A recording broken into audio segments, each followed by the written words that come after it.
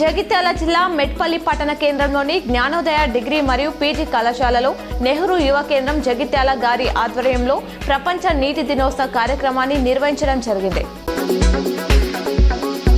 కరీంనగర్లో 10వ తరగతి పరీక్షల కేంద్రాలను ఆకస్మికంగా తనిఖీ చేసిన కలెక్టర్ పమేలా సత్పతి వేసవి ఎండల దృష్ట్యా పరీక్షా కేంద్రాల వద్ద ఓఆర్ఎస్ ప్యాకెట్లు అందుబాటులో ఉంచాలని ఆదేశించారు.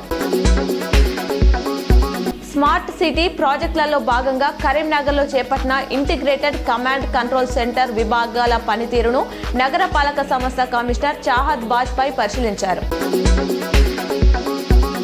BRS working president Sircilla MLA KTR రేపు కరీంనగర్లో పర్యటిస్తున్నారు. ఉమ్మడి జిల్లా బీఆర్ఎస్ ముఖ్య కార్యకర్తలు సమావేశానికి హాజరవుతున్నారు.